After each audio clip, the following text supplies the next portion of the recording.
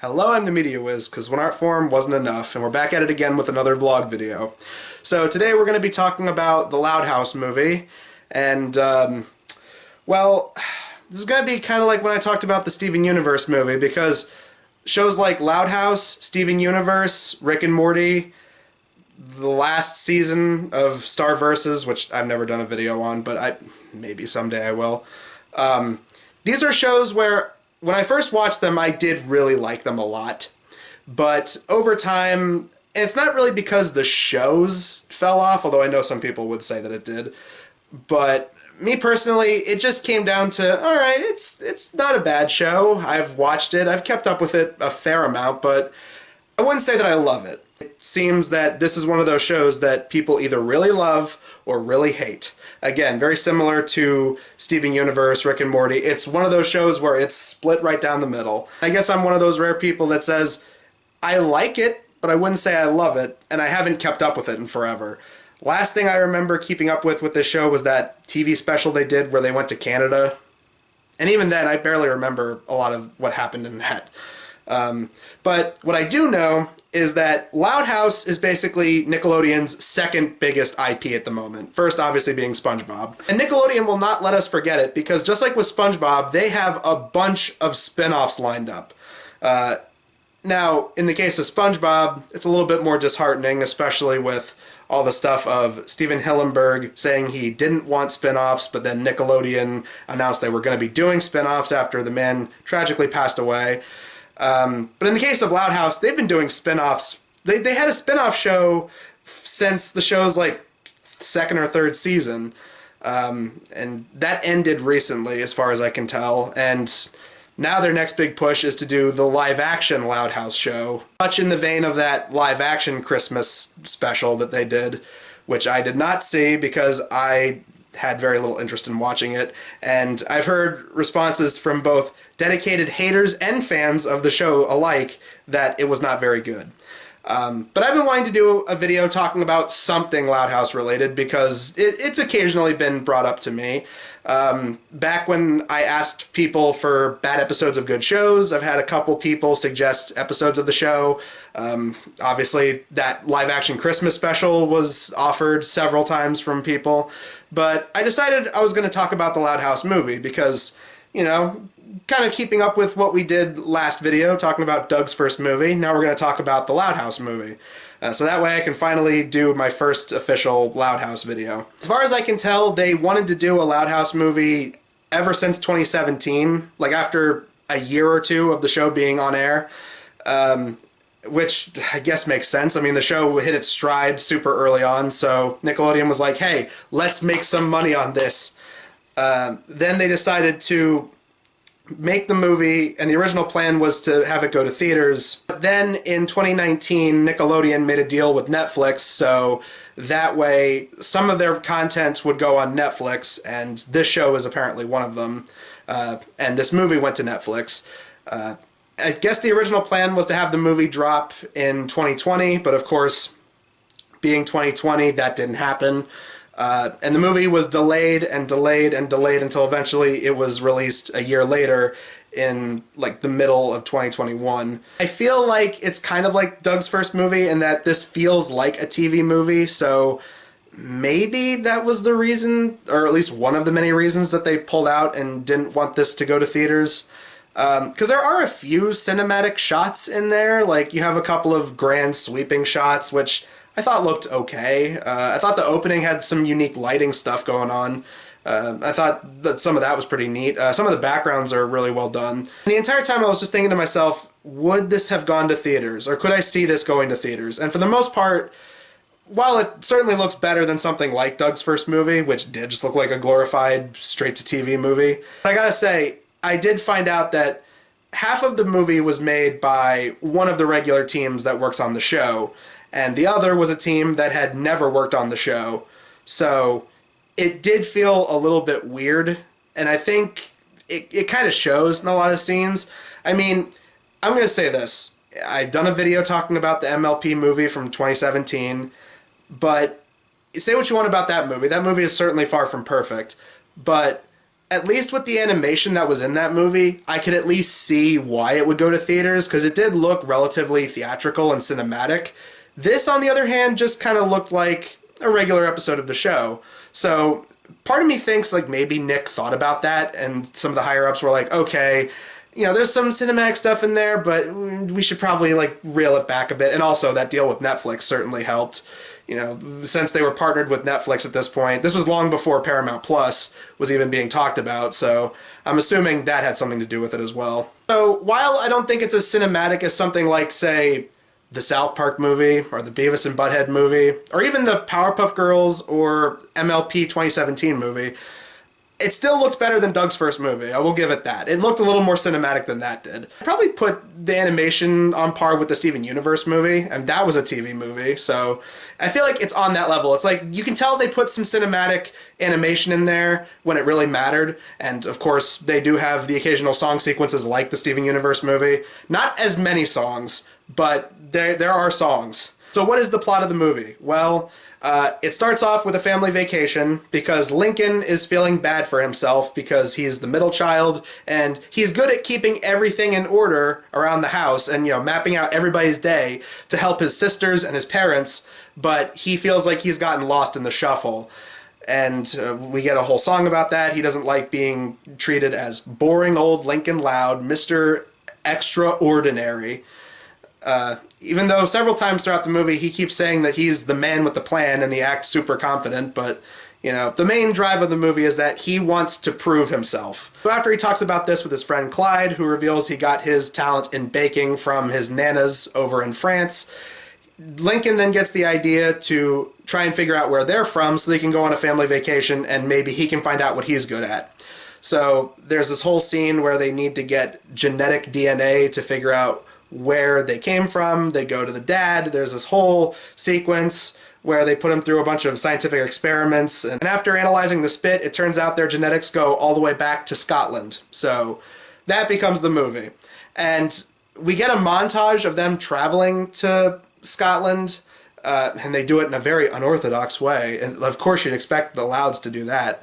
They go onto a plane, but they stow away with the luggage, and then they jump out using parachutes. They have that thing where you see the map, and there's like a little dotted line that goes from one place all the way to their destination. In this case, they land in France, and then the line goes all the way around the UK until eventually they get to Scotland. It was at this point where part of me thought, you know what, with this montage, this probably could have made an interesting movie in itself.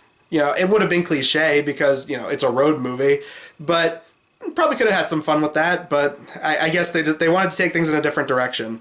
And that's another thing. I will give this movie some points in that it's fairly original. I mean, going to Scotland and finding out that you're apparently the descendants of royalty, you don't see that in movies every day, so at least it had that going for it. Because that's what happens. The Louds land in the middle of Loch Loud, and this place was run by a family that had a bunch of daughters and a middle child who was a son, and that son was the Duke of this area. And of course, they show a painting and they actually have to say, "Oh, old-timey us." And it shows the painting of the family and it looks just like them, but in old-timey, medieval-looking outfits. And the Duke who ran all of Loch Loud is of course Lincoln's variant, and from there, Lincoln strives to become the Duke, and at first he's selfishly motivated, but then he's like, oh, I know, I gotta do the right thing and help the people of this village. Because they established that the village is kind of in shambles. No one's really been taking care of it. So this is apparently a village where there is no form of local government. It's all monarchy, and, the monarchs haven't been there in forever and a half, so everyone's just kind of like, oh, woe is me, sad, and then the Louds show up. They'll help bring this village back on the map. While all this is going on, we also have to point out that there are dragons and ghosts in this movie. And I remember sifting through a couple of reviews before actually watching it, and I saw some people, like, again, some haters of the show, some fans of the show, and I heard some people say that it was weird that they included dragons and ghosts. I mean, again, I haven't kept up with the show in forever, so maybe it would feel weird, but part of me was just like, all right, sure, why not? Dragons, ghosts, screw it, go for it, why not? Loud House movie. So what happens is they establish that dragons are a very key part of the monarchy. The dragons are the ones that protect the royal family, and apparently the original royal family were chased off because the dragon, eventually decided that they weren't worthy to be royals, and that comes into play later. And so what happens is, once they're brought into the castle, the groundskeeper guy, Angus, played by David Tennant, he's not the only Doctor Who alumni. We also got Missy, who plays the main villain of the movie, Morhag. And, well, alright, I guess I should talk about her character. She's basically like a glorified maid, and she feels like she does everything for this really loud, rambunctious family that she finds annoying. And when we first see her, she's just casually enjoying a bubble bath, but it then gets interrupted when that loud and wacky family shows up. And so, at first she tries to just get rid of them because you think, oh, she just wants peace and quiet. But then it extends beyond just trying to get rid of them. She wants to get rid of them and also become the Duchess, because apparently that's what her ancestor was trying to do. And as it turns out, the dragon that forced the ye old family away, the dragon was under some kind of mind control gem that was used by her ancestor to chase them out. And so now she needs to find that jewel so that she can use it to scare off the dragon that happens to hatch when the Louds get to the castle. Every time they showed that dragon when it was really small and it was acting like a puppy, I was just thinking, man, if this movie did go to theaters, they totally would have made a bunch of toys of that thing. It's the cute animal sidekick, and oh look, it's a dragon that acts like a puppy dog. Isn't that so cute? But then apparently the more you feed it, the bigger it gets, and of course Morhag, she gets the jewel that can control the dragons, and when we're having some third act conflict, because Lincoln is aired... No, wait. Because Lincoln is turned into the Duke after he convinces the people that he'll do a good job and he'll take care of them and help make sure everything stays afloat in the village. She has them all take center stage in town square, and Lincoln doesn't feel special anymore. He feels like they're taking away his spotlight. So he sulks for a little bit, and then she concocts a plan. She's like, well, why don't you go and ride the dragon around the city and impress the people, and that'll win them over. And that's when she uses the jewel and puts it in the dragon staff scepter that Lincoln has, and uses it to control the dragon and makes him like crash into a bunch of stuff.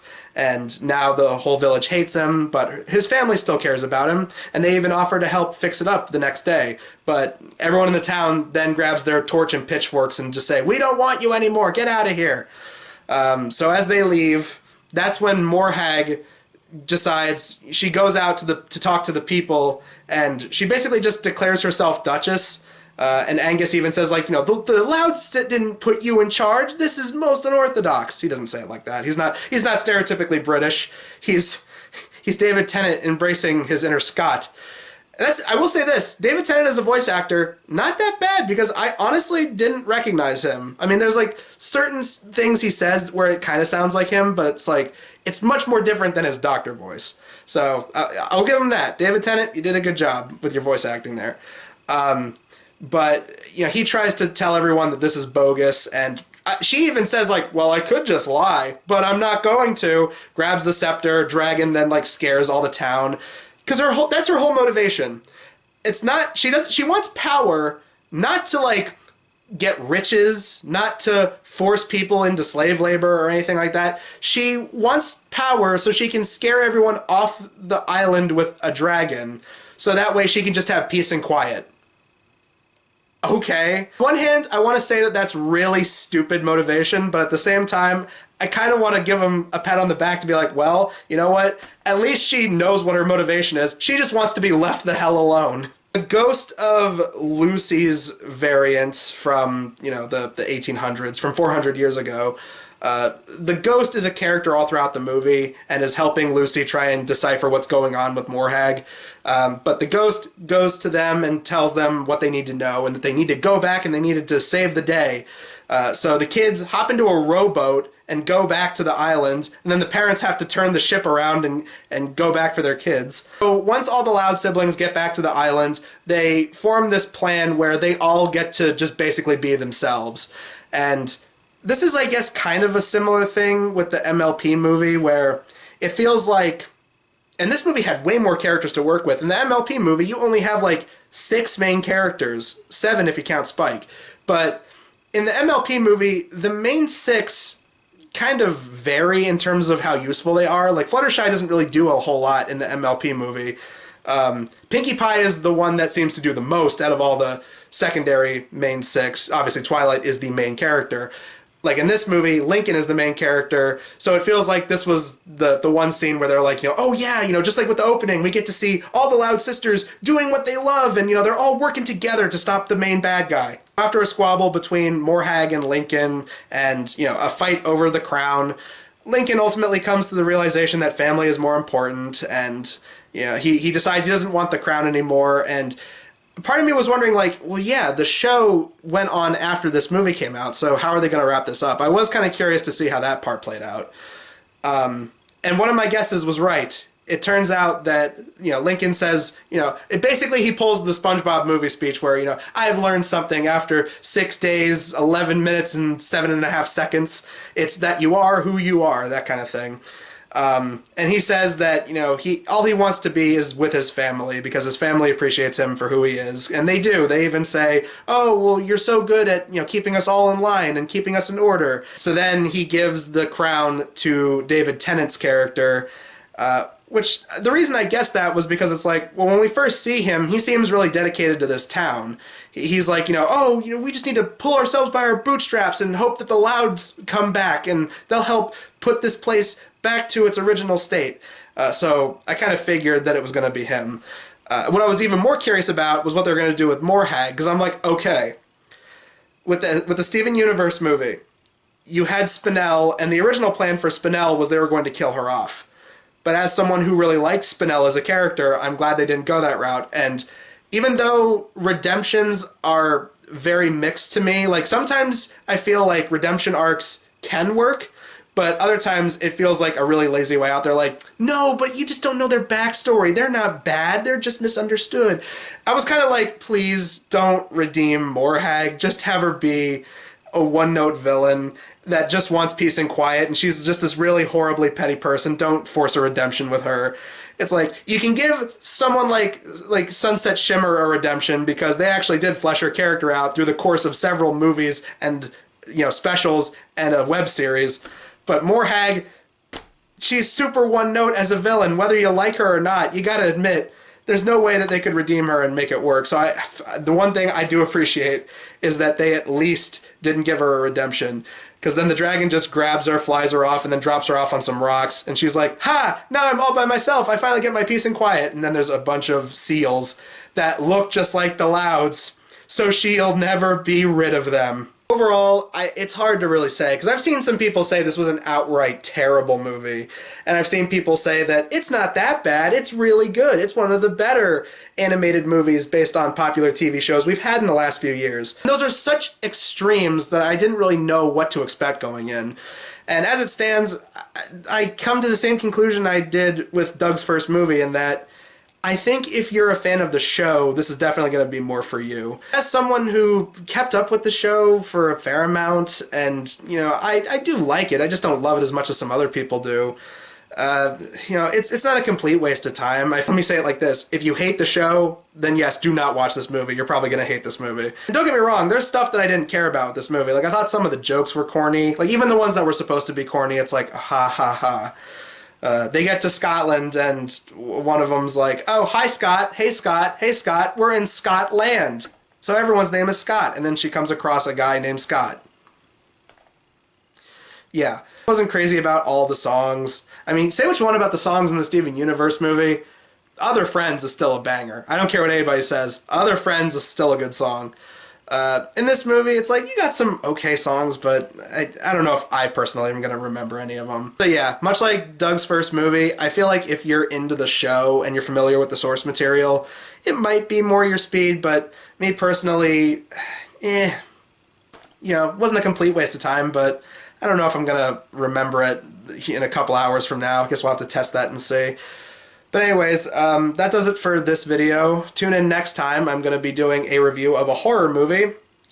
I am going to be reviewing the Jennifer Lopez 2015 thriller, The Boy Next Door.